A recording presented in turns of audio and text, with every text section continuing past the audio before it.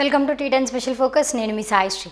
నల్గొండ ఎంపీగా బరిలో దిగిన ఉత్తమ్ ఓడినా గెలిచినా కాంగ్రెస్ పగ్గాలు చేతులు మారడం ఖాయమనే ప్రచారం జరుగుతోంది. తప్పుకోవడమే ఉత్తమ అనే అభిప్రాయానికి వచ్చారట టీపీసీసీ చీఫ్ ఉత్తమ్ కుమార్ రెడ్డి. ఇంతకీ ఉత్తమ్ కుమార్ రెడ్డి ఆ నిశ్చయానికి రావడానికి కారణాలేంటో తెలుసుకోవాలంటే ఈ స్టోరీ చూడాల్సిందే. Watch the story. తెలంగాణలో కాంగ్రెస్ పరిస్థితి కనుమరుగే అన్నట్లు తయారయ్యింది. ఒకవేళ జాతీయ స్థాయిలో పుంజుకుంటే తప్ప తెలంగాణలో మళ్లీ పూర్వవైభవం వచ్చే పరిస్థితి కనిపించడం లేదు. ఇలాంటి పరిస్థితుల్లో ప్రతిసారి మాదిరి ఎన్నికలు ముగిశాక కాంగ్రెస్ లో అంతర్గత ప్రక్షాళన కార్యక్రమం చేపట్టడం ఆనవాయితీగా వస్తుంది.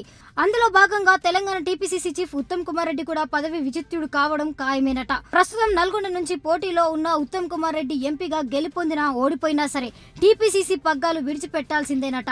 ఒకవేళ ఉత్తమ్ కుమార్ రెడ్డి ఎంపీగా గెలుపొందితే ఢిల్లీ రాజకీయాల్లో ఉత్తమ్ క్రియాశీలకం అయ్యే అవకాశం ఉంటుంది. ఉత్తమ్ బాడీ లాంగ్వేజ్ కి ఢిల్లీ రాజకీయాలు బాగా సూట్ అవుతాయి కూడా. దానికి తోడు తెలంగాణ టీపీసీసీ చీఫ్ గా పూర్తి స్థాయిలో విఫలమయ్యారనే విమర్శలు దండిగానే ఉన్నాయి.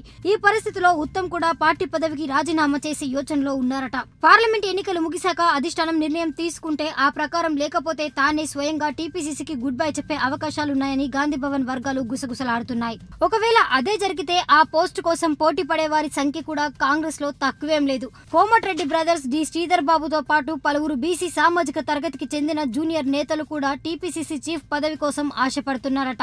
మరి అధిష్టానం ఎవరికి అవకాశం ఇస్తుందో చూడాలి. మరి ఇది ఇవాళ T ten special focus. Keep watching T ten. ఈ వీడియో మీకు నచ్చినట్లయితే లైక్ చేయండి, షేర్ చేయండి. ఇలాంటి మరిన్ని అప్డేట్స్ కోసం మన ఛానల్ ని సబ్స్క్రైబ్ చేసి కింద కనిపిస్తున్న బెల్ బటన్ ని క్లిక్ చేయండి.